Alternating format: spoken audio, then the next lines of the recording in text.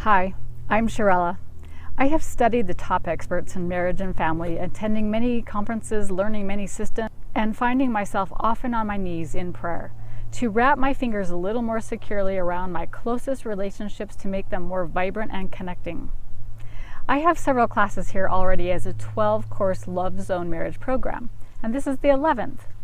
This is Connecting Intimately in Marriage. After this course, you'll have a better understanding of each other in intimacy, which will increase the quality of your relationship, not to mention the fun you'll have with practice exercises. Vroom, vroom. In fact, I believe I can promise your sex life and marriage will be definitely better after this course. Topics include intimacy in its many ways, understanding mature versus immature love, 5 points of strong relationships with self and spouse, passion killers and builders, specifics of anatomy in sex, turn-ons and turn-offs in intimacy, making sense of different levels of desire and what to do about it, tips and tricks in sexual intimacy, what to do when the sexual relationship has been compromised for both parties, and bringing it all together in the love zone balance and the 3 parts of consummate love, including God in your intimacy. Ultimately, we conclude with what makes a great sexual union.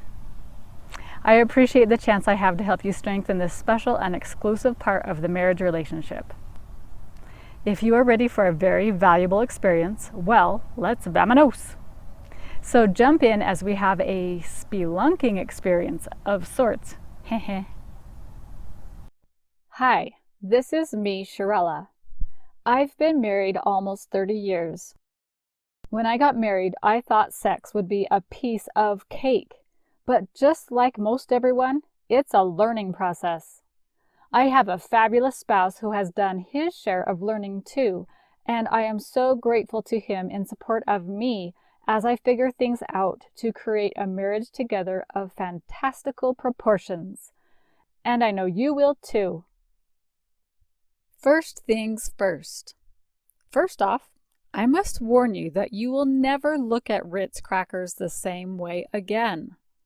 When I was but a child, I had a family member tell me, "You should be careful about the subliminal messages in Ritz crackers. The 7 holes in the cracker spell S-E-X. We laughed behind our hands, and I've never looked at the cracker the same again. But I'll tell you what, I can't tell you how many times I've been trying to listen to a class on sex while trying to pair my Bluetooth headphones when suddenly my sound slips into the family Bose speaker in the main part of the house or the car Bluetooth, and everyone hears, "The very best sex is," and I quickly turn everything off. By the way, I'll be answering that question later, so hang on and make sure your Bluetooth is paired correctly. I mention this because if you're like me, you really don't want your 4-year-old listening to this racy bit of info. She may open her legs, but not her heart. Which is another thing my children have accidentally heard from my traitorous Bluetooth. So I collaborated with my husband. "Did you know what Ritz crackers spell?" He looked at me a little puzzled, but loved the answer. And it becomes our code word, as it will be here. Ritz equals sex. And let me also be clear, as we'll be reinforcing here in this course, intimacy doesn't just mean sex. So I'm letting that word intimacy out freely into the open. So now you can listen with headphones or no, because those kiddos will have no idea what it means that Ritz crackers just keep getting better and better. One last mention. A lot of my paradigms presented here on Ritz are based upon the work of Jennifer Finlayson-Fife.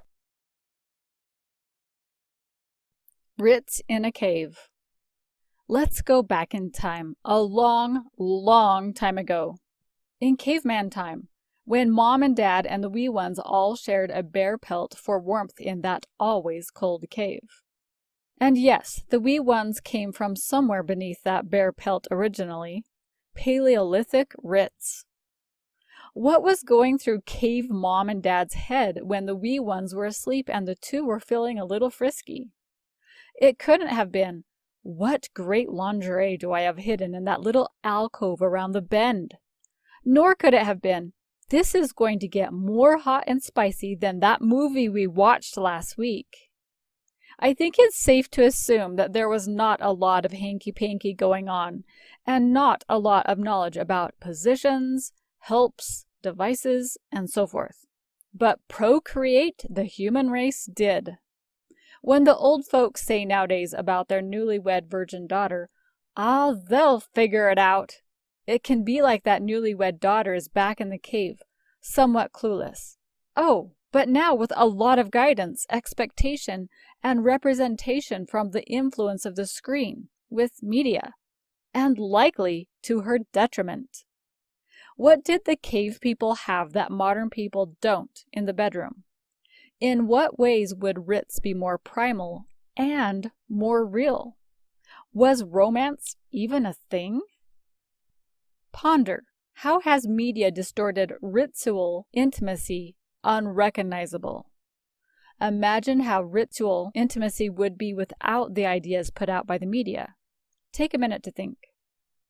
So much has been written into ritual relations that I would bet the experience now is quite different than the mindset of writs in a cave. Maybe the difference could be like this. Just like you have a physical, mental, spiritual, social, emotional side, you have a ritzual side. Everyone does. It is just as appropriate for you to have pleasure as it is for your spouse. There are no rules, and nobody else but you two in your room or space at that moment of coming together. No kids, no parents, no in-laws, no teasing friends. Unlike cave people days when you were likely sharing that pelt. There are also no normals. There are no musts, no unreasonable pressures, no expected patterns or minimums or maximums. You don't have to do anything for anybody in writs. You can even say no, and it's okay. The ritual body is a beautiful, wonderful thing. You can love it just as it is.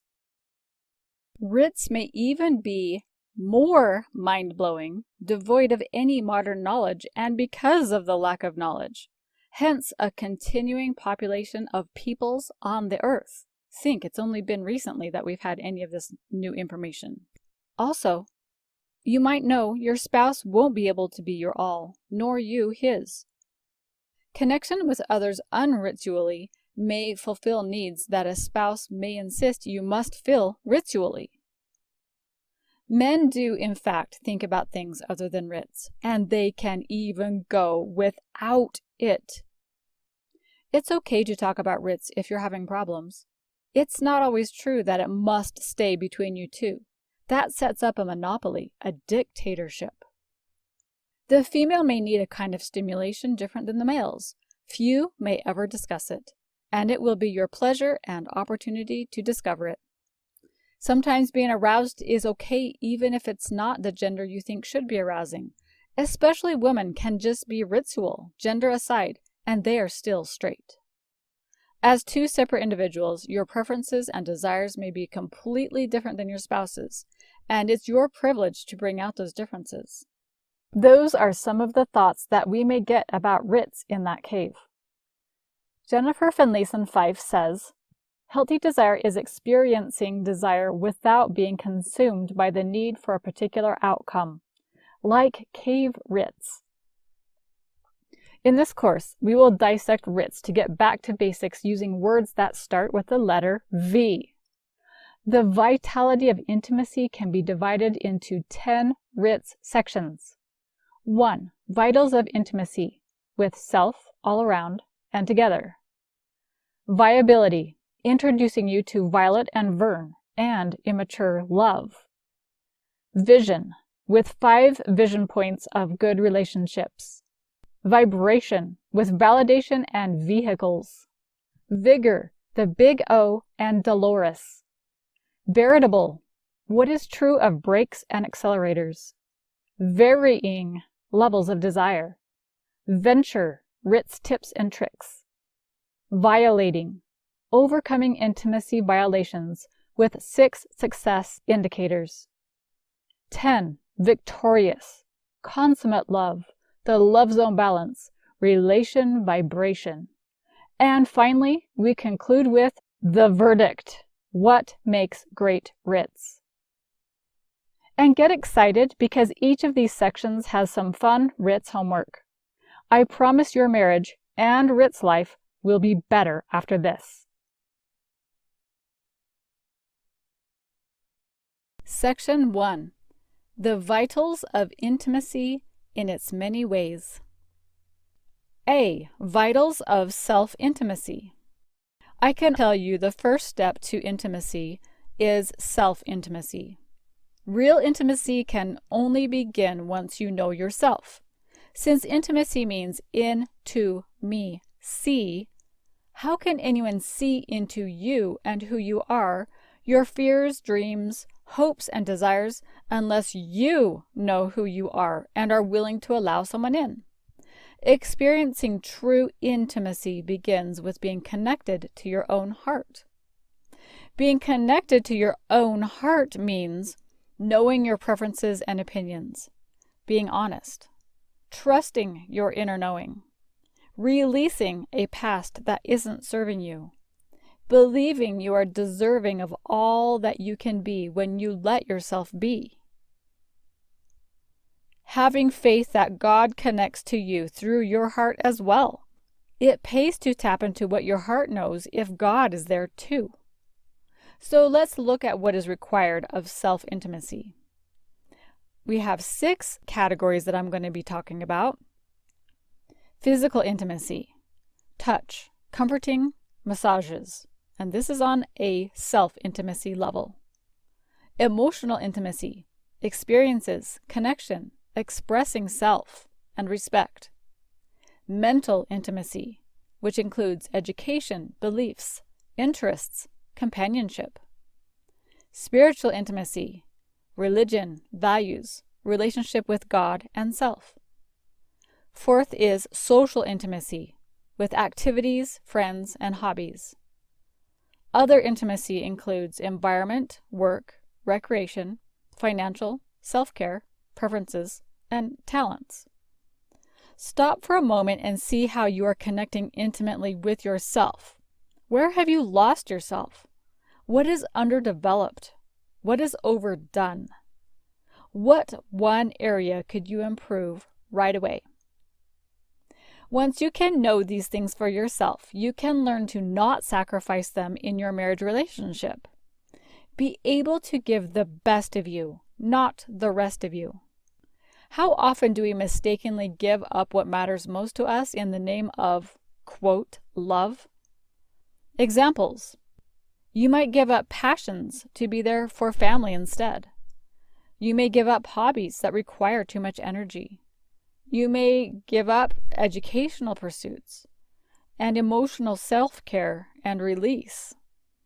And you may give up spiritual oneness. When 2 people come together and form a more complex, integrated whole while retaining and increasing their individual capabilities, introducing their own already constituted complexity, greater degrees of freedom are possible in spite and because of increased dependencies. This is interdependency, 2 wholes coming together to create something greater. Which then brings us to bringing that intimacy together with your spouse. Part B, vitals of all-around intimacy. Let's define intimacy in relationship. A detailed knowledge of one another. Intimacy is the close state of being that develops and is created in a relationship when long association, detailed observation, physical touch, and experience combine to deepen each person's understanding of self and the other person to the degree that the developed closeness becomes an essential part of each person. And remember, based on the self-intimacy model we just reviewed, there are more areas to intimacy than just writs. So let's look at these 6 areas in relation to a couple. Healthy couple intimacy has physical intimacy, which is touch, hugs and kisses, massage, proximity, writs. Emotional intimacy has experiences, connection, expressing, truth-telling, empathy, and respect. Mental intimacy together has education, sharing information, cohesiveness, beliefs, shared interests, and companionship. Spiritual intimacy together includes religion, morals, values, relationship with God. Social intimacy includes shared activities, hobbies, and friends. And other intimacy areas together include communication, environment, work, recreation, financial, preferences, and talents. What makes it difficult to allow others to see inside you?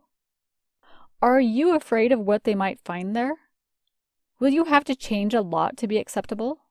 Will they see you aren't as strong or amazing as you'd hoped? So how can you build intimacy in marriage?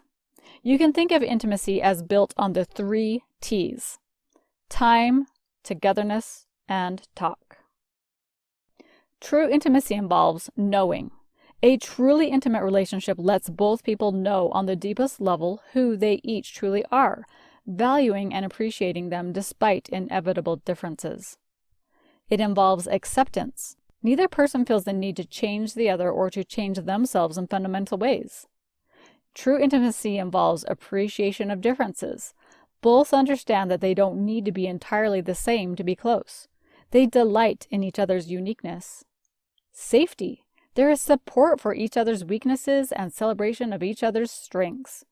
They will not violate each other's security. True intimacy involves compassionate problem solving. Issues are confronted by both people with love, compassion, and a willingness to engage with whatever problems have come up. They are on the same team. Intimacy also involves emotional connection. Intimacy grows when people stay emotionally connected, even when there are problems to solve. They are free to express themselves. Intimacy is exclusive. Your relationship is different in that you both agree at the core what makes your relationship special, precious, and unique from all others. Intimacy involves embracing conflict. Intimacy requires facing problems with courage and with a faith that the relationship is more important than whatever crisis is going on in the moment. Also, it involves being the person you want your partner to be. We do our very best to be someone worth being intimate with. What do you relate to or wish for in this list I've just stated? I once read this quote: "Intimacy takes the repeated experience of being responded to." If you reach out in intimacy and don't receive enough attention, it can be harder and harder for in-to-me-see, because it's a protective response to move inward or elsewhere when we don't receive the support we hope for. That's not to say we should wager our sense of self in favor of what our spouse thinks of us, or that they must respond the way we hope every time. With more self in-to-me-see, you start to either figure ways to find what you need within yourself, with others in your life, and with God.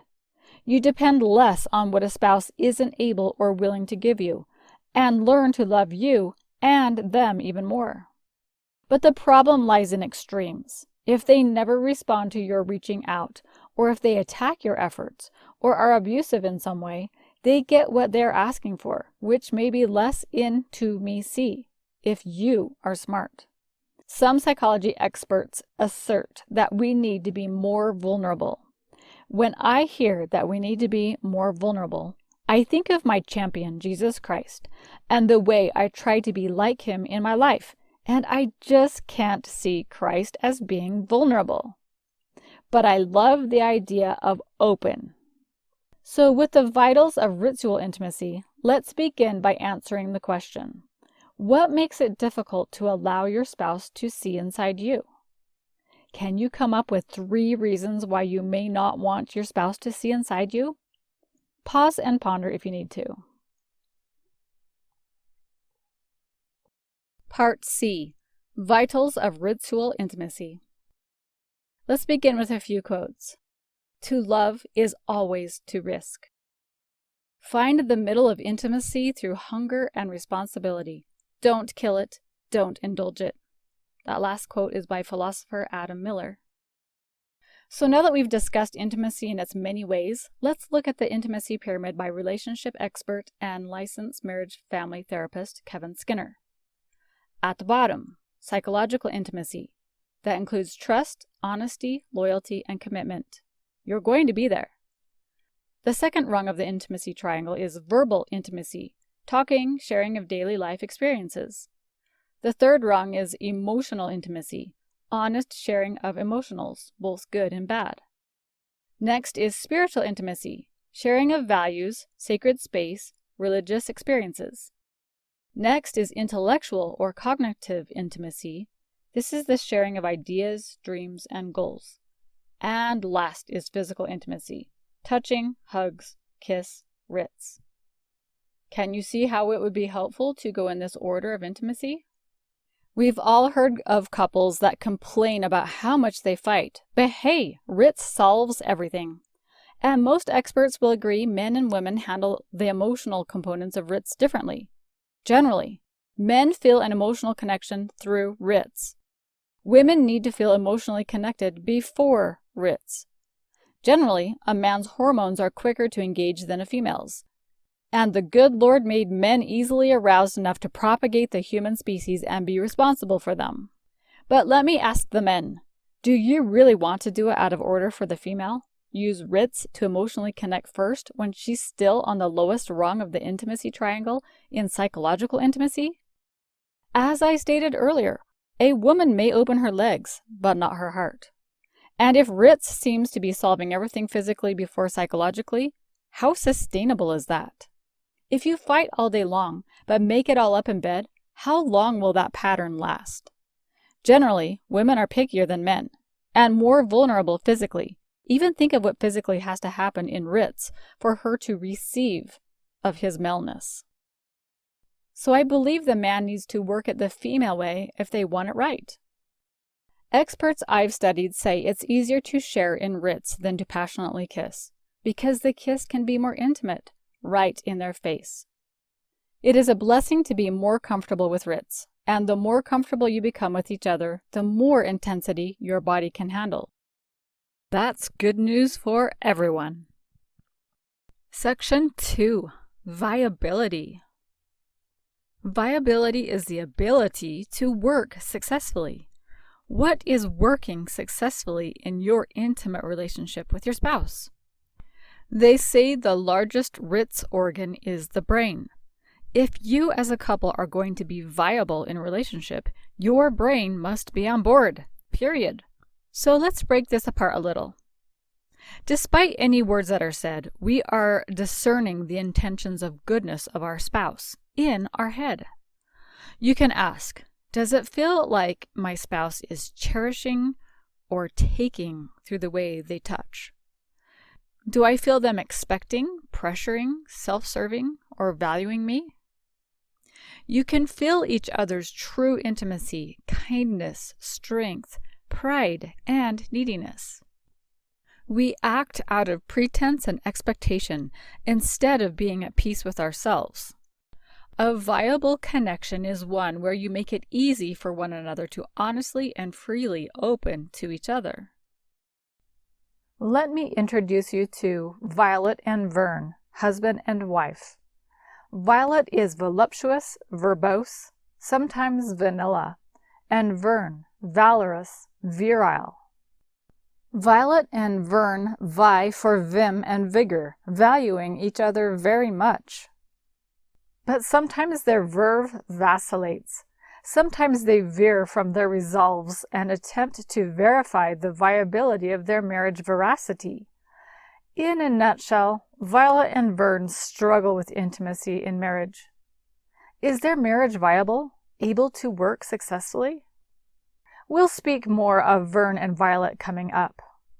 The brain is the biggest ritz organ, and if that is so, the best thing you can do to love each other is to be at peace with yourself. Being truer to yourself and mature in relationship helps you be a better, more viable spouse. You can't force someone's ritual maturity and self-relating, but you can be at peace yourself. I remember when I first learned the concept of ritual maturity, and my first jerk reaction was, "Of course I am ritually mature. I've been married for decades." And then I compared and contrasted the following list. Immature love, other regulation, other validation, reflected sense of self. Mature love has self-regulation, self-validation, a solid sense of self. Immature love has love as dependency. Mature love is love as investment. Immature is need-based. Mature is desire as an expression of choosing. Immature is control as a basis of resentment. Mature love is choice, a basis of passion. Immature, love and desire serves the self. Mature, love and desire out of strength and choice. Immature, love as validation seeking. I'll accommodate you and get you to be okay with me. But mature love is love as self-validation and integrity. I choose to invest in you and your development and well-being, not just because you validate me. Love stems from integrity. Desire as validation seeking. I desire you for reassurance, a sense of sufficiency or desirability. That's immature. The mature version? Desire as investment in another person. I choose you and sharing my ritzuality with you. Ritzual desire comes from a place of integrity. And finally, immature love shows resentment, which is a low validation result. And a mature love shows positive feelings, a high validation result. Which side would you say you fall more under, mature or immature love? I'd like to say once you see your immaturity, it's a quick fix to become mature, but it actually requires much self-confrontation. You can't force ritual maturity and self-relating, but in the meanwhile, you can love one another and allow each other to open up to their own desirability and treat each other as an erotic creature each has every right to be. When you allow your separate and individual maturity, then are you able to experience foundational tension. You don't have to conform to each other. You celebrate your differences. I've heard it said, Christ-like loving is integrity plus differentiation. That is, knowing yourself honestly and being okay with yourself individually. Violet could see her immaturity and lack of integrity and knowability in her relationship with Vern. She did a little exercise to help her to be open with what was really going on inside herself in regards to intimacy. I'd like you to do the same writing exercise and take it seriously. Go somewhere you can be alone for 8 uninterrupted minutes. Turn inward to access your ritzuality. Spread away the cobwebs if you need to. Quiet the shoulds. This is magic land where anything is possible. Tap into your inner knowing and then write from your ritzuality, whatever comes. And don't push it away. Just let the writing flow for 8 minutes. You may be surprised what this inner ritual voice has to say. 3. Vision. Violet has had some preconceived ideas about writs. Some cultural expectations and ideas learned along the way were as follows. I must be the good girl and be desireless to have integrity. The woman stays home. She becomes dependent and needy as not being the temporal provider. She doesn't feel she has choices anymore because she's not in control of the temporal, so she just gives in. Man is the superior caretaker as the wife folds into him and loses herself. Goodness as the woman is seen as desireless, passive, receptive, unopinionated, suppressing. The man's job is to seduce. When he vies for her responsiveness ritually, he doesn't have to face vulnerability. When she gives to him because it's her role, it validates his rituality, and she becomes negated and depleted. These cultural ideas kept Violet stunted in her relationship with Vern. She picked most of these ideals up in childhood. The expectations of a woman, her role in writs. It was what she'd seen and witnessed. She didn't mean for things to become sour with Vern in writs, but she'd realized she had a misconstrued vision of her ritual relationship. What would you say you've picked up unwittingly that isn't serving you in your ritual relationship? Responsibility? servitude, taking, entitlement, eyes closed tightly? Assuming you need help with your Ritz relationship, which is why you're taking this course, Ritz may not have been a bed of roses for you. The Bible says in Proverbs 29, "Where there is no vision, the people perish." So I'd like to cover in this section 5 points of vision in relationship that Violet learned to incorporate into her marriage.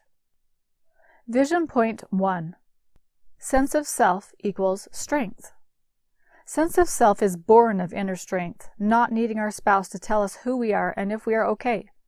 This can be difficult in marriage because we may have this idea that our spouse's happiness is our responsibility, which gives them way too much power over us or us over them.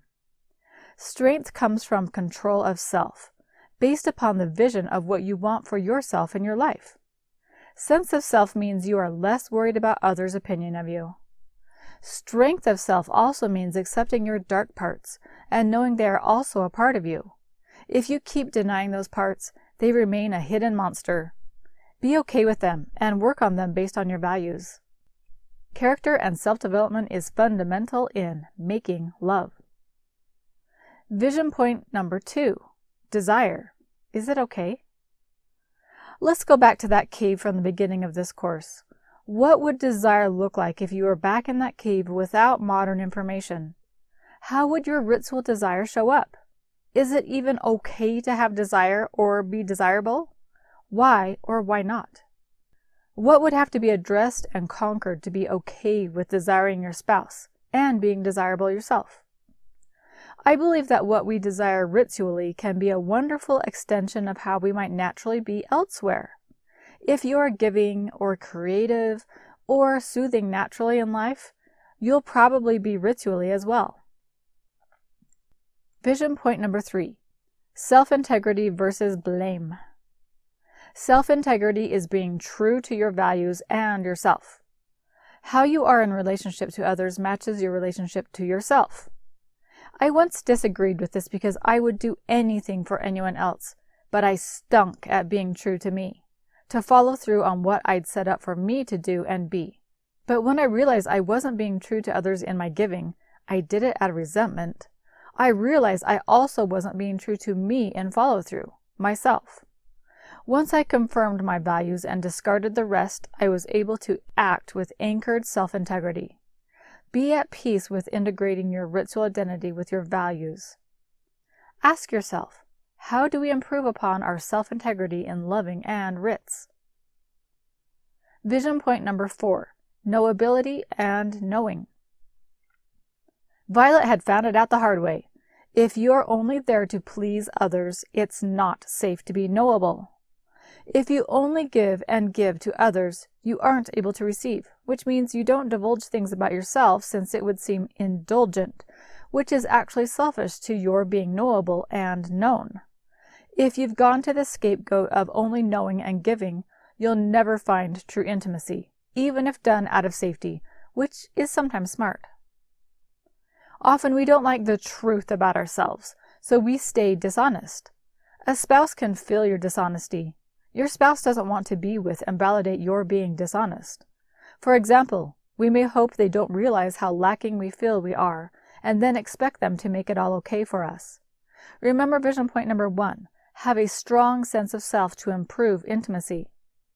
In true intimacy, you allow your spouse to know and pleasure you, as well as know and appreciate and pleasure your spouse, despite whether you like what they like or not, with your comfort limits, of course. In the ritual relationship, this would mean taking turns and honoring each other's desires, which we'll talk about in a future section.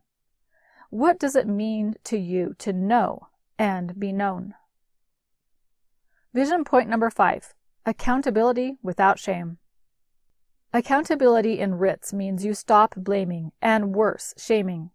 If something isn't going as you hoped, what role do you play in it? Try using I statements to stop the blame of you statements. It's hard to shame someone when you are taking accountability. And by the way, accountability in any aspect of marriage goes a long way. That isn't to say we can't expect things of marriage, or that sometimes your spouse really does need some redirection, but be careful before pointing fingers away from you. What do you think it takes to be accountable in the ritzual relationship? A few ideas. Not expecting your spouse to be a mind reader. Wow, Violet had certainly been guilty of that one. Speaking up when you don't like how something is going. See where you might have had a hand in making improvements. When you have 1. A strong sense of self based on inner work. 2. You are listening to your inner ritzuality to be in tune with your desire. 3. You act according to self-honesty and integrity, being true to what is really you and yours. Followed by 4. Being willing to being open and to learning your spouse. Then you can 5. Take accountability for what happens in the bedroom. You both are free to have the ritual experience that serves you both best. You have good vision. Sense of self brings desire, brings self-integrity, brings knowability, brings accountability. This is true ritual vision. What is your vision of a successful ritual relationship? Do you believe that vision could really happen? They say what you believe you can achieve. Is your ritual vision perishing or procreating? Violet decided she would take things into her own hands. She was a 50% part of this relationship, and she would now show up. Take a moment to think on what you'd really like to see in Ritz. And we'll finish off with a little practice called eye to eye. The eye is the window to the soul. You can tell when someone is giving you an accepting eye versus a critical eye. The critical eye doesn't do well in marriage. It causes separation and resentment.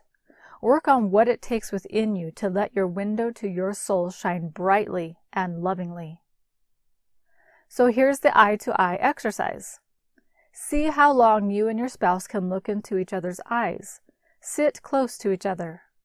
Try looking into their window to their soul. 1 minute, 2 minutes, 3 minutes, or even more. Can you do it? Why or why not? Work to make this a comfortable experience if it isn't already.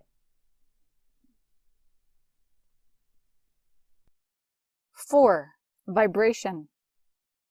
Everything has vibration. All things in our universe are constantly in motion, vibrating. Even objects that appear to be stationary are in fact vibrating, oscillating, resonating at various frequencies with atoms in a constant state of motion. For our purposes, we're going to use the form of the word vibration in relation to people. A person's emotional state, the atmosphere of a place or person, as communicated to and felt by others. And believe me, we'll be using vibration in some very fun ways upcoming. But to start, we're going to use vibration or vibe as the way a married couple can communicate, even without words. Being on the same ritzual page, so to speak. In the last section, we talked about vision and being able to read one's soul through the avenue of the eyes. What is the vibe being communicated in marriage, despite words? As we further talk about vibration, we'll relate it to 2 V's. 1. Validation as a passion breaker, among other things. And 2. Vehicle, talking about brakes and accelerators. Yes, in Ritz. I looked online for ideas on passion killers. What came up was the concept of losing interest in your job, like in the workforce. Losing passion in what you do in a business or occupation. I wonder how that would translate to passion in marriage. See what you think. The first on the list was validation, to feel acceptable, affirmative, and accurate. Vern had held many jobs, some of them for not very long. He finally realized why these jobs were short-lived. He hadn't gone into the job very confident he could do it. He would do assigned projects and then hope fellow employees and his supervisor would praise him for it. Then he could do the next job, but only if he received this validation, this feeling of being acceptable, affirmed, and accurate. So in Ritz, let's see how this applies. If one spouse A expects spouse B to validate them, to make them feel acceptable and affirmed, it can feel to spouse B like spouse A can only be okay in Ritz if spouse B thinks they are okay. In the case of Vern and Violet, Vern needs the validation of Violet to be okay in Ritz. In essence, Violet becomes caretaking of Vern's emotions, and caretaking, being like a parent or a boss to the other spouse, Vern here kills passion. Caretaking is anti-erotic for feminine energy. Just like Vern will eventually lose passion for the next project at work because he doesn't have enough fuel of his own validation to keep motivation high, the same can happen in Ritz. This isn't to say there's no place for validation in marriage, but when it's so dependent on the spouse, it gives too much emotional control to the opposite party that builds passion. If Vern keeps asking Violet if he's doing things right in Ritz, time after time, and she has to keep up the game of telling him he's doing fine, she's going to grow tired of it, or he's not taking the initiative to be confident of how he shows up in Ritz, or she corrects him and he adjusts. Validation shows up as self-pity and is generally not attractive. Though I will agree some personalities like to be in control this way, so I guess whatever works for you if you fall in this category. But generally, you want to run life by strength and not validation. Breaking out of a validation-seeking relationship can be difficult because you won't get a predictable pattern of being okay. It can be difficult because of pushback from your partner. It's rarely easier at first. They've grown to need or expect that validation and what it brings. And breaking out of validation can be good because it increases character development. It makes you man up or woman up to what is true for you, loving more purely. Let's look at some of the other occupational passion killers that can translate to Ritz passion killers, things that create a lower Ritz vibe. These things kill passion in business. Control, force, conformity, demand. One-sided expectations. Criticizing, blaming, complaining. Competing priorities. Competing preferences. Obligation. Transactional, like a tit for a tat. Stagnation in decisiveness. Resentments and grudges. Details, too many questions. Excessive planning and predictability. Mistrust, alienation, isolation. Over-responsibility. Neediness. Insecurities, negativity, doubt. Lack of effort. Ego, as in it's all about me. Stress, major changes. Too much passion, too much fire. Change in physical, mental health. Rejection, putting down. No vision, no focus. And then some of the passion killers specific to Ritz. Servitude, always picking up his dirty socks, or dealing with her feminine hygiene needs. Enmeshment, too much togetherness. This is being cared for versus crowded. Split loyalties, including addictions. Over-focus on parenting and other priorities. Neglecting romance. Guilt, shame, and fear. Can you think of other passion killers specific to Ritz? Lack of passion in Ritz creates roommate syndrome, just living together. Bitterness, resentment, frustration, desperation. Misunderstandings, anger, alienation. Increase in infidelity, porn use. Feeling of missing out, feeling not fully alive. Guilt or indulgence. And lack of passion in Ritz creates relational divorce, whether figuratively or actually. Ponder on this for a moment. The way you touch will show up in how you depend on your spouse's acceptance and validation. What vibration does touching impart? Is it rough? Selfish? Expecting? Half-hearted? Even irritating? What can you tell from touch alone? So now let's talk about vehicles, specifically brakes and accelerators. Things that kill passion are like brakes on a vehicle, and things that build passion are like the accelerator. Let's look at accelerators. What builds passion? Novelty, as in surprise, newness, and variety. Uncertainty. Openness and connecting. Non-Ritz touch, like hugging and massage. Shared interests and activities where you connect in different ways. Play in many intimacy areas. Laughter and lightheartedness. Caring about looks, hygiene. Letting go of time. Letting go of caring about accomplishing. Keep everyone out of the bedroom. Kids, in-laws, and so forth. Being willing to speak up when necessary. Working on yourself. Therapy. Honoring each other's strengths. dating and investment in each other, intuition and discernment of goodness, all around intimacy, like we talked about in section 1, increasing true love, making them feel special, talking them up, showing appreciation, remembering the past and envisioning the future with them, accepting ebbs and flows of writs. Sometimes we just need to do the opposite. We need more peace or we need more intensity. Romance. My husband once gave me a container of rocks that had all of the reasons why he loves me on each of the rocks. I will tell you, I do have a romantic husband. And honest communication, feedback, real conversations, and curiosity are accelerators in intimacy. Committed intimacy creates bonding, vibrancy, forgiveness and wholeness, connection, relatedness, and investment. Let them really matter to you, even if it's not reciprocated. It's more about investment than approval, not validation. Committed intimacy creates creation energy. The process of creating something is more valuable than being accepted or worrying about validation. Creation energy can be huge in intimacy. Chaste passion in marriage is full of hunger, alive. So don't enslave passion and don't let it enslave you. Don't shame passion. Integrate it and see God in it. Let its vibrations synergize the two of you. In regards to brakes and accelerators, you have the opportunity to communicate what works for you and what doesn't. Brakes are turn-offs, passion killers, and many couples don't realize when they are causing their spouse to put on the brakes. Otherwise, they probably wouldn't do it if they want good writs. On the other hand, I believe we are often slow to communicate the accelerators, what we are loving.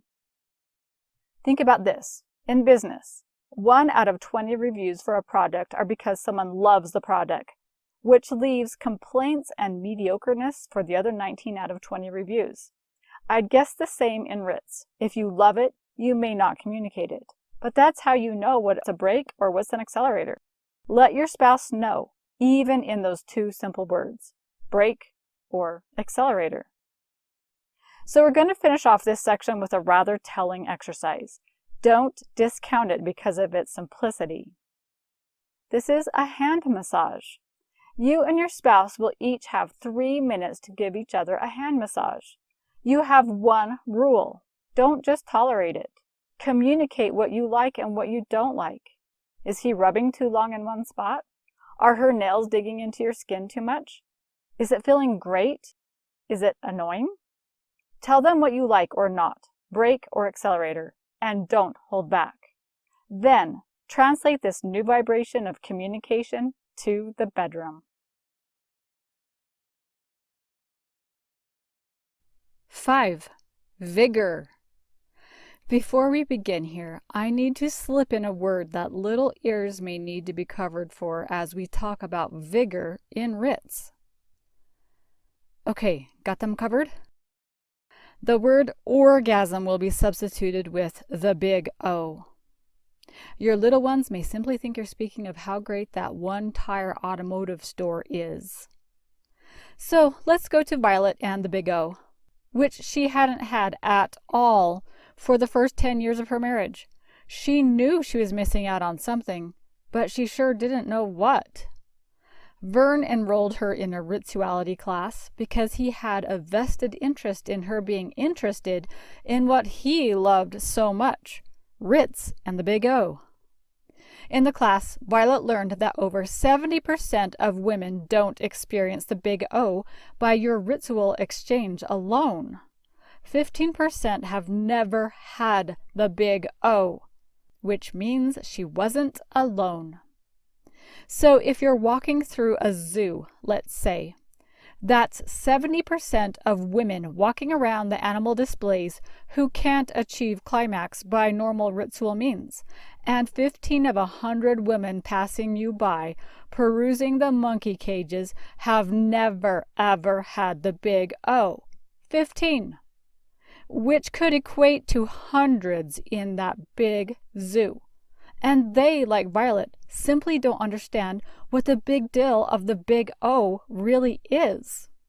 Sheila Gregoire of To Love, Honor, and Vacuum.com says it's like going into a restaurant. The guy orders and eats the appetizer, the main course, and dessert, then looks at his wife who hasn't been able to eat a bite. She leaves the table having eaten nothing. All right, cover those little listening ears because we have another term to assign a code word to. Pretty sure it's the last one. Did you ever see the Seinfeld where Jerry is dating a lady named Dolores? She says the children in elementary school were merciless with her name because it sounded so much like the female pleasure center, the clitoris. I know I sure didn't hear that term in my elementary school. But anyway, that's our code word here, Dolores. Dolores is akin to the male part everyone knows, and I'm not referring to the V word female part everyone knows. Not everyone knows the female pleasure center, which, by the way, if you have religious issues with Ritz, God did give women a pleasure center not meant for reproduction. That is Dolores. Side note, I'll stick with Dolores here, but experts say females have a number of pleasure centers, erogenous zones, inside and outside the body, up for some adventurous exploring. Find what they are for you. Here's a fun Dolores fact from Tammy Hill, licensed marriage family therapist. It wasn't until 2002 that we knew the true anatomy of Dolores. That she, has nerve endings deep into female anatomy, and thus is more capable of a pleasure response than a man's anatomy. Don't hear that very often, huh? And come on, the female body can create even more big O's in succession than a man's. You might even say we are more ritually capable than the guy. Violet learned in her class so many helpful ideas for Ritz, one being that you can adopt various objects or Ritz toys to create pleasure for the female. Remember the last section on vibration? Well, this is one thing for which I referred to coming up. A vibrator, just tell the wee ones it's a great massager, on Dolores makes for great Ritz. And while we're speaking of it, here's a tip for the males in pleasuring your sweetie. Remember the hand massage from the last section? Well, here's a similar tip for Dolores.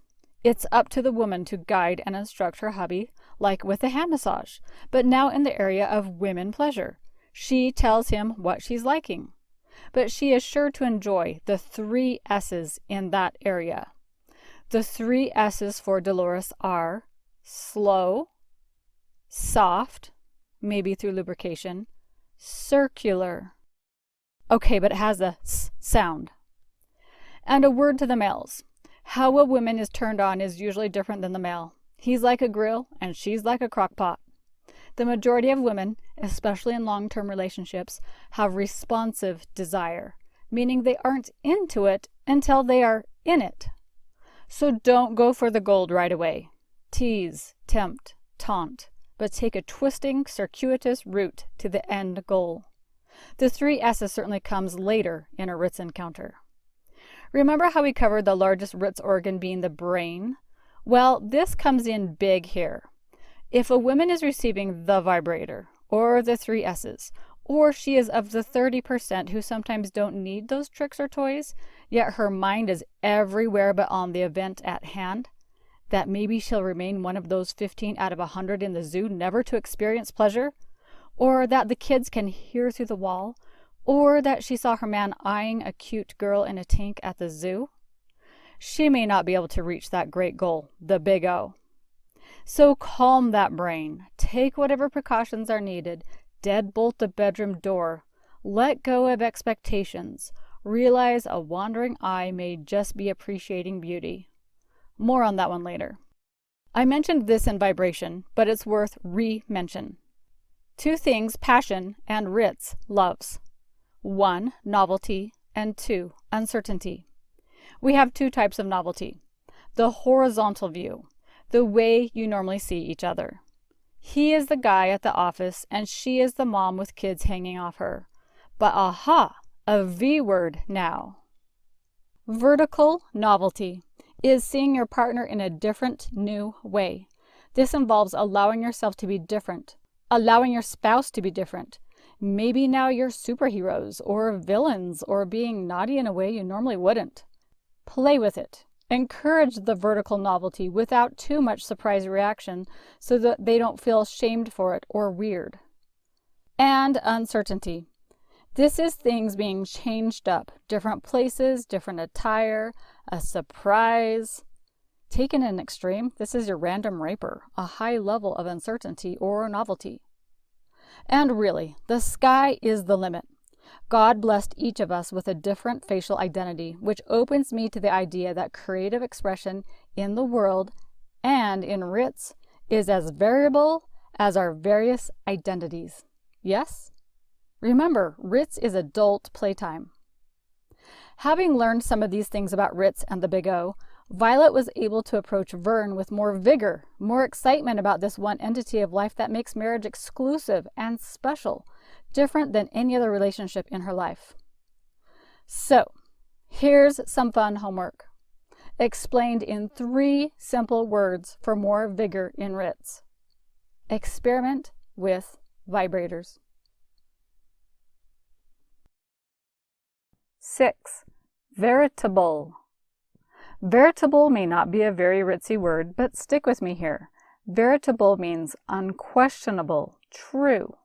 So what is veritable with your body? Knowing your body enough to be true. I think it's safe to say that what we've discussed previously with a big O, Violet really needs to be a student of her own body. The male parts are pretty obvious. The female, more like a rose that starts in a closed state, blooming and becoming more open and obvious. What she doesn't know about herself. How can Vern know about her if she doesn't know about her, considering a virgin situation here? She may need to be exploratory about her body. I've heard it said, don't measure self by your big O, but by your in-tuneness with your body. Also, she may have religious inhibitions. If so, Violet can have little chats with God and tune into her own body. Both are great resources, especially as God created the human body. And as for Vern, he can learn to feel his wife because her body will teach him to gain a veritable knowledge of Violet. Wow, that could take a lifetime. And yeah, I believe that's how God intended for it to be. Couples growing old together, eventually knowing each other like the back of their hand. Let's expand on the concept of brakes and accelerators I mentioned a couple of sections back. Have you had a chance to think about what ritzual brakes and accelerators work and don't work for you? They really are as individual as each person, but here are a few more things to consider with what does and doesn't work for a person in Ritz. Things like distractions, to-do lists, feeling pulled in different directions, low self-esteem, poor body image, unresolved trauma from the past, negative ritzual messages you have received over a lifetime, like Ritz is dirty, anxiety, relationship hurt, not feeling safe, either physically or emotionally, and so on. Research shows that sensitive brakes, which so many people have, are the #1 strongest predictor of challenges around Ritzability. In her book, Come As You Are, Emily Nagoski, PhD, explains sensitive brakes and accelerators according to individual nervous system responses. Those with high sensitive accelerators may be very responsive to ritually relevant stimuli, easily aroused, highly motivated to pursue Ritz, feeling like Ritz drive is constantly demanding their attention, more prone to risk-taking or compulsive behaviors. Those with high sensitive brakes may have difficulty getting aroused, lack of interest or desire for Ritz, problems with the big O, responsiveness for reasons to not be aroused.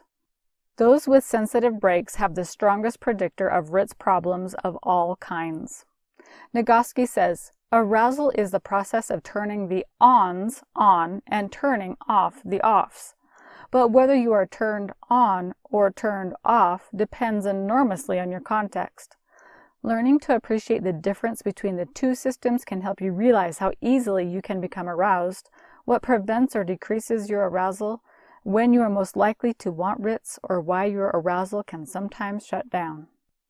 If you're having trouble with any phase of ritual response, it would be wise to start by asking yourself, is it because the accelerator isn't being stimulated enough? Or is there something that's hitting my brakes? Once you know whether it's a problem with the accelerator or the brakes, you can figure out how to create the change you want in your Ritz life.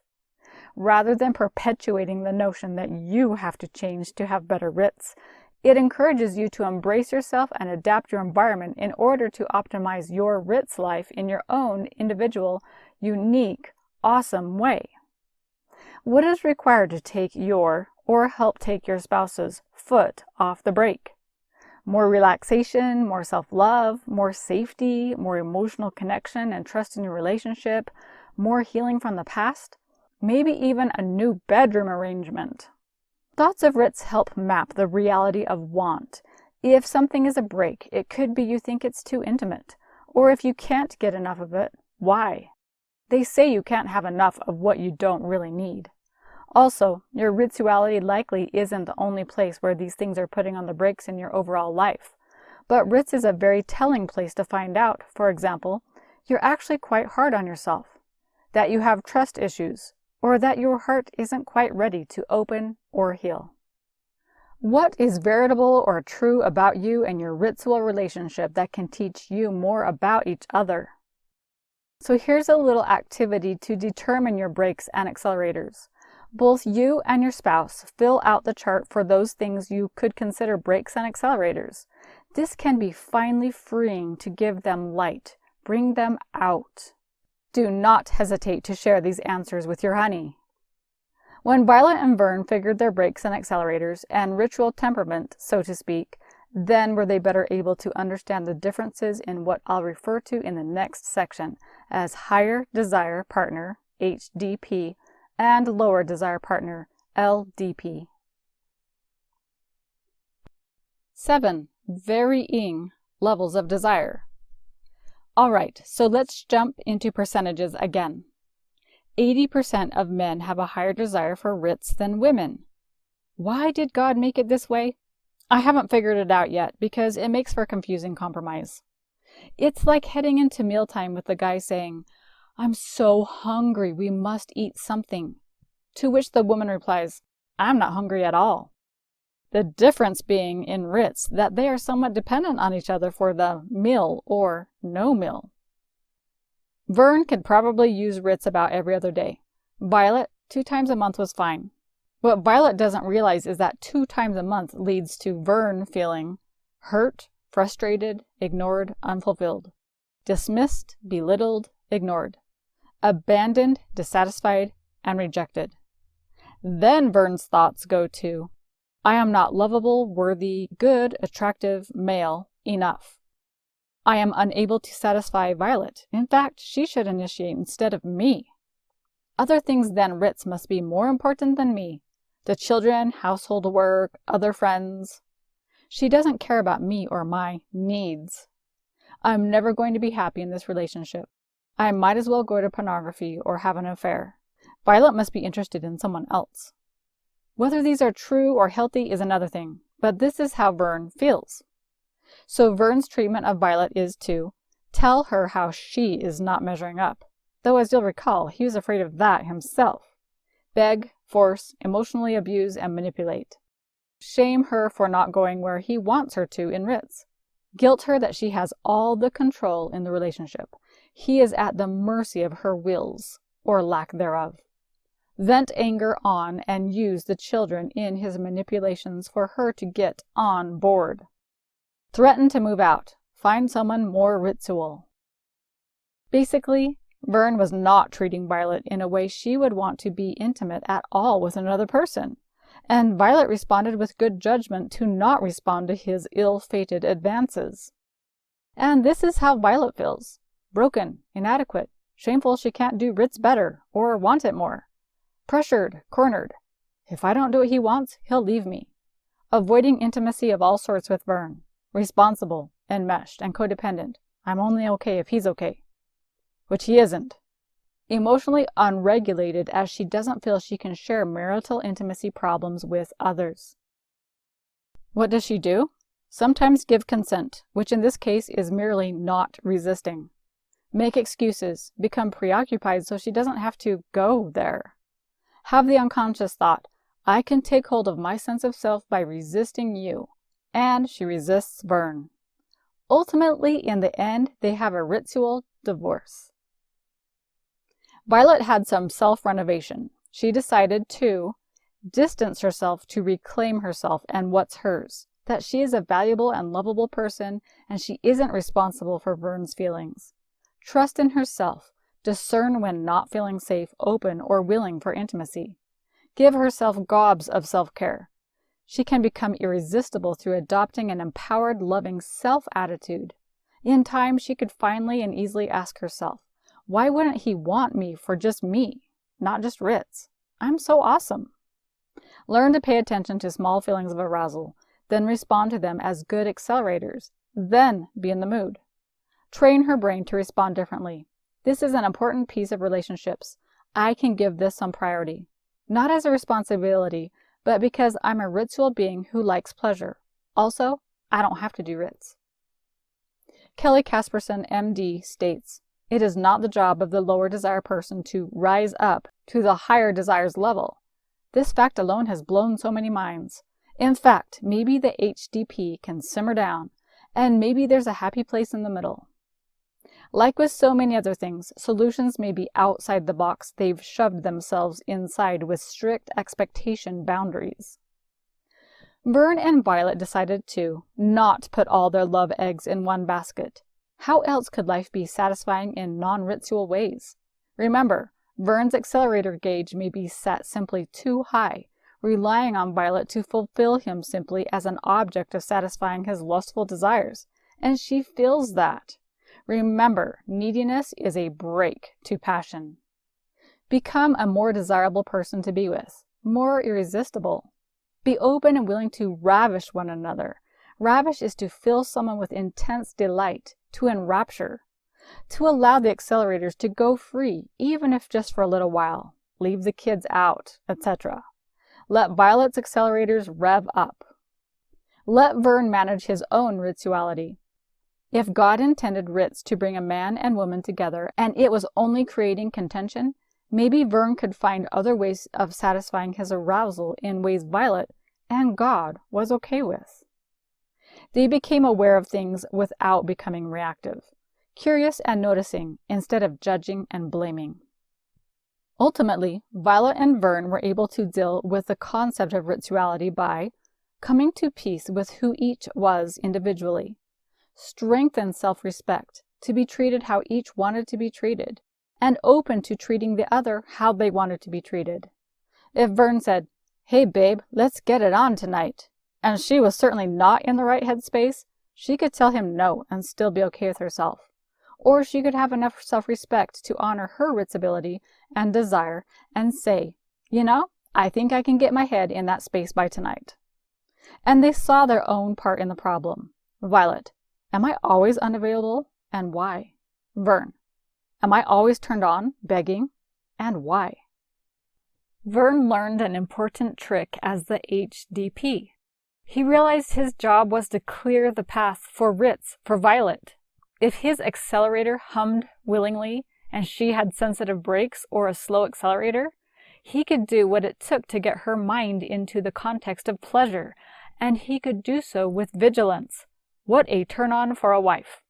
He helped with the housework, taking care of the kids, doing some of the errands, encouraging her relaxing, whatever it was that muddied her ritual path. He also found that if they got busy doing something active before Ritz, like hiking, sports, or dancing, taking care to leave energy for later, the engines were already revved up and more likely to stay excitable. Even accomplishing a fun challenge together before Ritz helped keep their voltage tingling. They also learned what they referred to as the pilot light. Just like you keep the pilot light of flame on appliances like the gas water heater, it's important to keep the pilot light on for the lower desire partner. Don't let Violet shut down completely. It becomes too huge of a distance to get her from dead-on arrival to arousal. Foreplay begins at the end of the last big O. Vern can start foreplay in a non-erogenous zone, maybe a foot rub. And when Violet realized foreplay was unwelcome to herself, she discovered she hadn't learned to self-regulate, to know what was up for her, to know how to keep herself on the level, to have enough self-care and self-awareness to welcome Vern's connecting advances. And here's a note worth mentioning. Vern and Violet had heard advice from church leaders and professionals alike that they decided to question. Violet, just give Vern more. You want a happy man, don't you? A happy couple has Ritz, blank times a day, week, or month. Behind every good man is a good woman. Do your part here, Violet, and keep him ritually fed. Put the needs of your spouse above your own. Don't be so selfish. Don't go to bed angry. They decided to be prayerful, to include God in what to do in their HDP-LDP dilemma, and they let the expectations and brainwashings go to find their own brand of wonderful. I saw this meme, which I think is part of equalizing HDP and LDP. The word Ritz substituted by me. The first frame is desire out of emptiness. It says, I was needy, insecure. Validation-seeking Ritz was a temporary fix until it wore off and more Ritz was desired to fill the emptiness inside me. The next frame shows desire out of fullness. And it says, as I began to feel good about myself, the root of my desire changed. Instead of draining him, I can give from abundance within myself. Homework.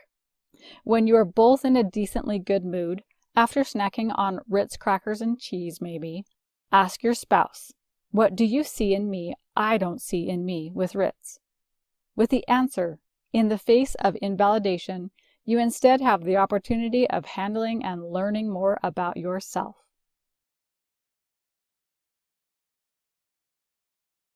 8. Venture.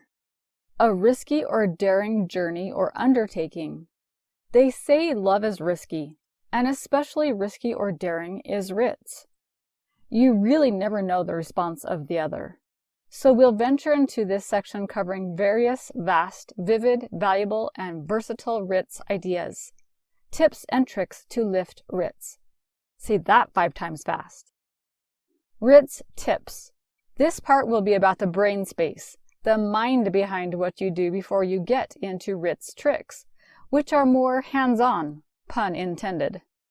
Ask yourself, what are you doing or not doing to desire or to be more desirable? Remember the brakes and accelerators? Train your brain to be ready to share this intimate act. 1. Become aware of wanting a more ritually intimate experience. 2.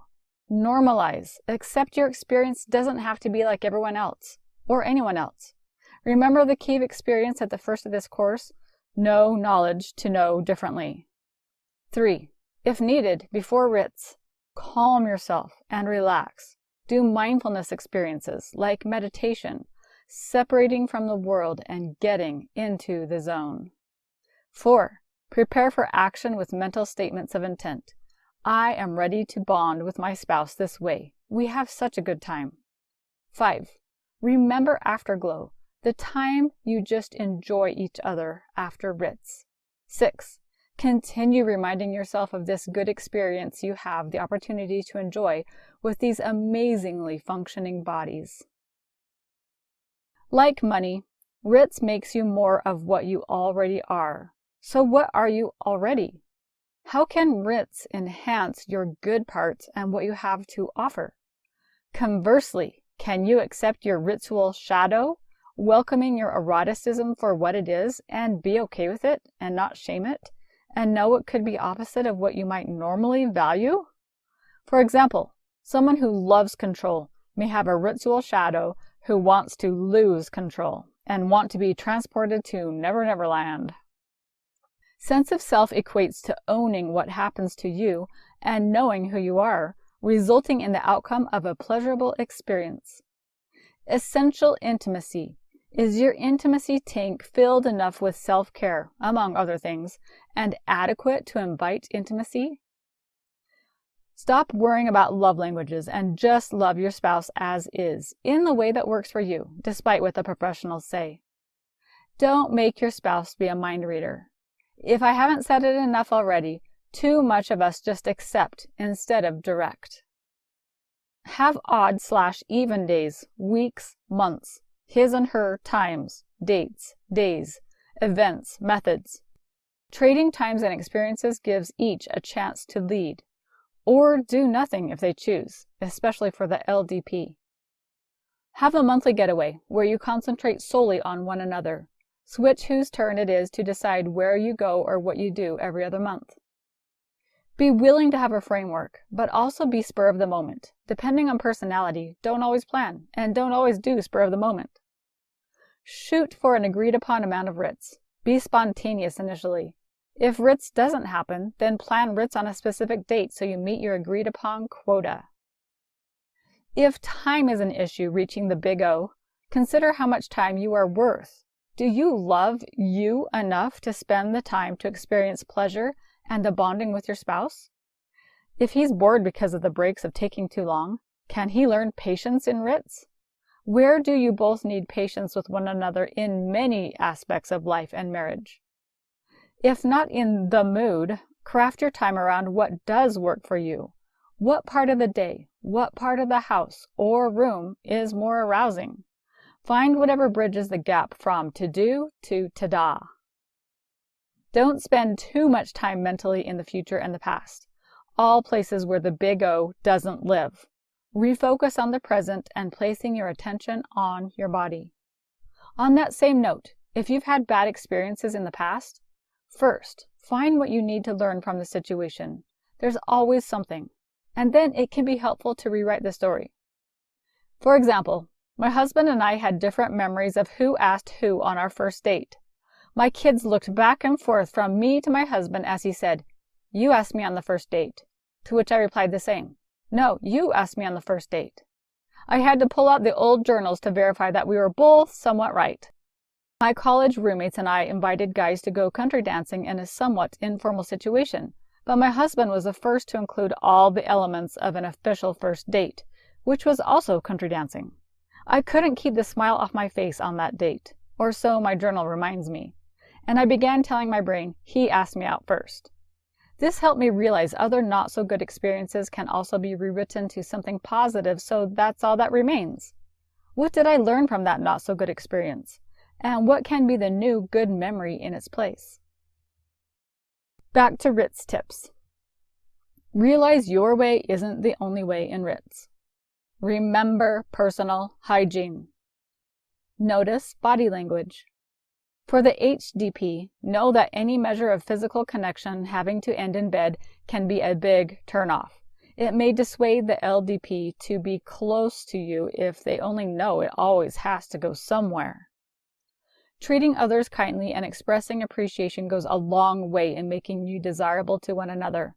In fact, express gratitude for your spouse every day for 30 days and see what happens. Arousal is different for everyone. From verbal turn-ons to fantasizing to physical modalities for the big O, to what you wear or not, etc. Make sure you are in agreement at what works with your value system. And remember, the big O comes from a place of freedom and strength, not martyrdom. Contrary to what the world might think, research shows that long-married couples enjoy Ritz more. So plan on the long haul. And thankfully, God teaches you to be a satisfied spouse. Now, on to those Ritz tricks. Institute minimum physical contact, like a hug or cuddling at night, to keep the pilot light aflame. Intentionally touch. Give or get yourself 3 things you physically like every day to keep the body in the thoughts so it can be more responsive during Ritz. Let the guy rough up the woman's whole body. All the body becomes an erogenous zone. Vary from light to deep, quicker to slowly sensual. Try different pressures and different speeds. For the LDP, work on yourself for 10 minutes, then have your spouse join you. Creativity. Use a prop you never have before. Play dress up. Change an old piece of clothing into something fantastical. If you are imaginative during Ritz, try different mediums. Entertain fantasies and visualizations if that's your thing. Practice experiential bonding, a type of intimacy where the more adventurous spouse pulls you out of your comfort zone, out of the box, which may not be your thing, but it may become your thing. Switch turns with the experiential bonding, new location, new body part, and on and on. I think the following idea from Dr. Laurie Watson, Ritz expert, is genius for parents of children at home. You plan a getaway for the night to a hotel. The woman goes early, taking a bath, unwinding, letting go, and primping, while the guy stays with the kids until a babysitter comes at dinner time. The woman's man comes and joins her for a nice dinner of relaxation and getting in the mood, maybe wearing nothing underneath. They return to the hotel room and do it up good. Then the man goes home to take care of the kids and relieve babysitter while mom stays the night in the hotel and sleeps all night and returns the next day at noon. If she's been the LDP, I can almost guarantee her desire will multiply. I've heard it said Ritz is like a linchpin of a wheel of the many facets of intimacy, all parts emotionally, socially, spiritually, physically coming together in the middle, held and fastened by this simple but important piece, the linchpin. It's intentionally placed, and the wheel will wobble without it. Remember the linchpin of Ritz in overall intimacy. You're going to love this section's activity as it combines Ritz intimacy into a progressively increasingly satisfying experience. Actually, it's a 7-week exercise, so mark it on your calendar accordingly. This is Sensate Focus Exercise by Laura Brotherson, licensed marriage family therapist. Each of these 7 sessions, 7 weeks, should happen 3 times a week and last about 15 to 45 minutes, unless noted. So, here we go. Week 1. Non-ritzual touching. Clothes on. Done how the receiver likes. Cuddling, massages, stroking hair. Talk about your intimate feelings with each other. Week 2. Spooning. Undressed. Both spouses get into bed lying on their left sides. Envelop each other, nestled together. No talking. No touching Ritz areas. Switch the spoon halfway so both get a turn. Week 3. Blissful caress. Touch all areas of receiver with open hand, head to toe, barely touching the skin. Receiver closes eyes and savors every sensation. Switch people halfway through. Week 4. Touching and caressing without sweet spots, according to desire of receiver. This helps awaken non-ritual areas of body usually left out to create more energy and vitality. Week 5. Kissing. Undressed. Entwined however you like. Begin by gazing in each other's eyes. One explores face and neck, kissing, while the other doesn't kiss back. This one's only 5 to 15 minutes, and make sure you switch turns. Week 6. Touching and caressing everywhere. Like week 4, but nothing is off limits. But no big O. 15 minutes non-ritual, then move on to ritual. Still no big O. Consider this a complete tour of the body. Week 7. Big O. All the way, but slow. LDP goes first since they are more difficult to remain aroused. Remember, the spouse should like to please you, so direct them if you aren't liking something or prefer something else better. 9. Violating. We all have our vices, as we all have our virtues. It's part of the human experience, to see how to overcome the bad and embrace the good. If you have violated the marriage bed because of your vices, or if you have been on the receiving end of a marital intimacy violation, consider this list of what it takes to come clean. And this list applies to both spouses in a violated relationship intent on repair. Accountability. Take accountability for your stuff. Self-confrontation. See your part in it. Why are you doing what you're doing, and what why could change that for the better? Surrender. Stop controlling what you really can't. Honesty and transparency. Some spouses like to know or tell a lot. Some like to know or tell little. Use a therapist as needed in this process. Connection. Learn to connect better with people in general. Emotional regulation. Learn to self-soothe and handle unregulated emotions. Distance. Honor space needed or need for empathy. Support. Find a support group and/or an accountability buddy. No isolation. Reach out for resources in many areas. Don't try to do it alone. Self-care. Practice really taking care of yourself. Limits. Institute boundaries as needed. Perspective. Open your perspective. Be more curious than judging, if possible. Patience. Realize these things take time. Repentance and forgiveness. Restitute where needed. Rebounding. Not letting the past pull you down repeatedly. Rediscovering. Work on reclaiming who you really are. Voice honoring. Both your inner voice and expressing your outer voice. Trust. Trust God more. Faith. Realize nothing is beyond the reach of the Savior, Jesus Christ. Love. Increase capacity for real love. Working in tandem with God, you can know if this marriage is still viable, and despite violation, still have a vivid, wonderful, and likely more stronger and committed marital intimacy. I found several resources that agree on 6 indicators of Ritz health and success. So here they are. The first indicator of Ritz health and success is safety, or I like to say non-defensiveness. A secure and calm mind, body, and heart. 2. Consent, with past traumas resolved. 3. Ritz maturity, with non-exploitative interactions, meaning you're not trying to solely get something out of it. 4. Honesty, with clear communication. 5. Shared values, understanding and agreement on expectations. And 6. Pleasure, honoring each other's interests and desires. So there you have it, the 6 indicators of Ritz health and success. Let's finish off this section with an activity, and this one is 2-part. The first part is the sway. Pick some romantic music you both enjoy. Here's an idea. Ben Rector, Extraordinary Magic. Stand holding each other in a bear hug type position. Sway to the music, either keeping feet in place or moving together around in a very slow dance. And the second part, open eyes Ritz.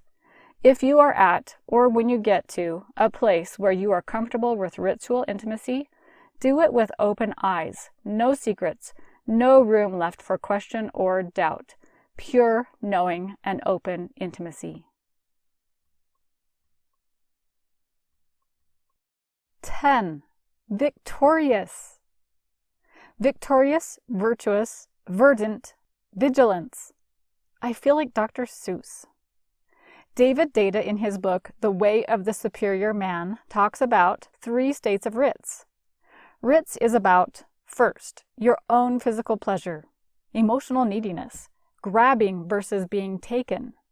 Next, the big O exchange, higher relational quality, technique becomes good. And lastly, a deeper sense of who you are, giving to one another. So here's a little test. If you think you're a level 3, giving to one another, and you think your spouse is at a level 1, just about taking, you are wrong, because level 3 is about both of you in it. You are invested in the surrender of hearts in the best sense. You can bump your Ritz level up the scale by integrating Ritz by giving it integrity, whole and undivided. Psychologist Robert Sternberg suggests that there are 3 main components of love: passion, intimacy, and commitment. With intimacy, you like your spouse. With commitment, you are loyal, but may be devoid of love. With passion, you have infatuation. If one is missing, you fail to achieve consummate love, intimacy plus commitment plus passion. I like to ask the question, is it okay to lust, which is very strong Ritz desire? I hear some guys say, of course, I lust continually after my wife. Some experts say, no way, lust in itself is essentially a selfish desire for gratification and has little to do with satisfying the other person's needs. And some, like me, waver back and forth until I realize that it's what you do with that lust that matters. Is it connecting or making you a horny annoyance? You know, a guy groping his wife while she's trying to make dinner? In the consummate love triangle I just presented, what comprises commitment? Honoring a spouse's wishes, but with or without your lust. What is the downside of loving someone a lot? I believe some things can be overkill, leading to codependence and enmeshment if it's the wrong kind of love. And then consider the love zone balance. If you are overly loving and lusting after a spouse, where does that put God?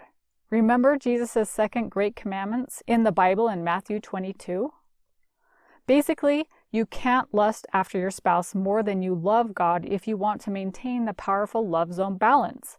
So it's like tempering the carnal man that is sensual and devilish and laying it, both spouses, at the feet of love.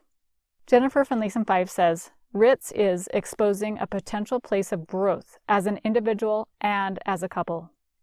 So how can we increase our connection, our relational vibration?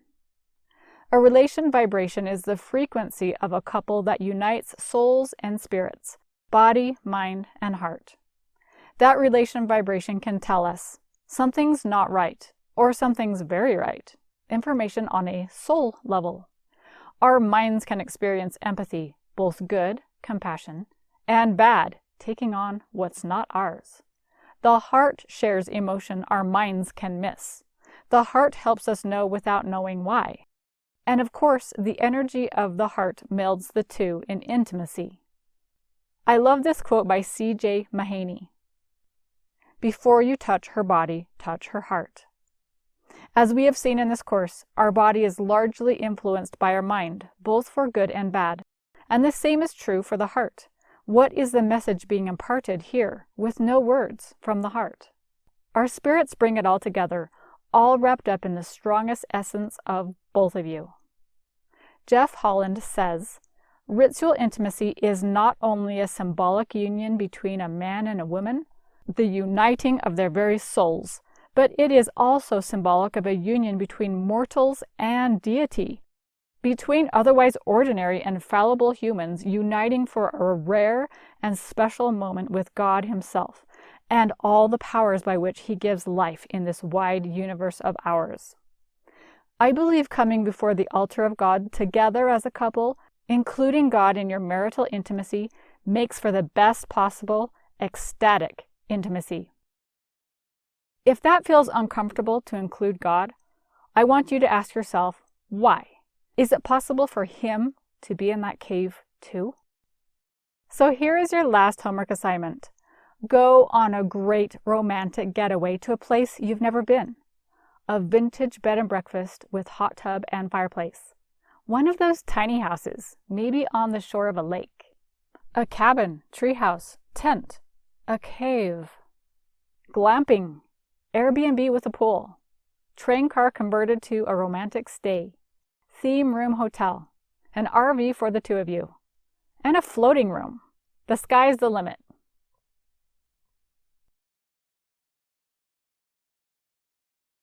Conclusion. The verdict. The very best Ritz is... Vern and Violet make it, by the way. They found a happy place of knowing what worked for the both of them, despite the world around them. They figured out their cave, so to speak. They improved upon all-around intimacy, realizing their differences in body, in timing, in laying vital foundations for increasing desire and desirability. They recognized their immaturity and accompanying expectations, especially on decreasing the need for validation in context of intimacy. They worked on knowing and expressing themselves with good vision.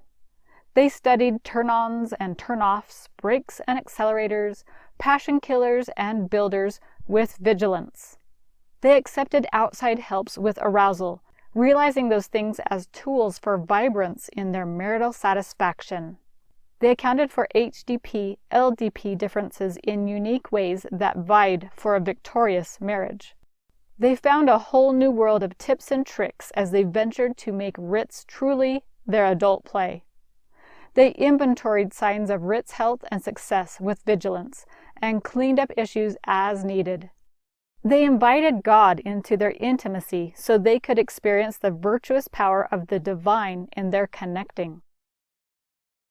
Of course, experts have a lot to say about what my Bluetooth would blare to the house in response to, "The very best Ritz is." The experts might say, "Knowing you are normal in so many ritual ways, and it's all okay." Connection satisfaction in everyday combined living. Prioritizing Ritz. Strong attachment. Differentiation. Choosing pleasure. Working to combat stress, anxiety, trauma, depression, and so forth. Applying faith to be dysregulated, uncomfortable, and persisting as you figure each other out. Deciphering how you feel about Ritz. Feeling okay about how you feel even if it's not as you expected. Context, how you feel about your ritual life. That list could go on and on. But I think the most important piece of Ritz is that it is a place where a couple can connect and bond in a way they don't with anyone else on the planet. A sharing of intimate parts and thoughts in a way that separates you from others, increasing your satisfaction in marriage. So hop into that cave and find what's yours.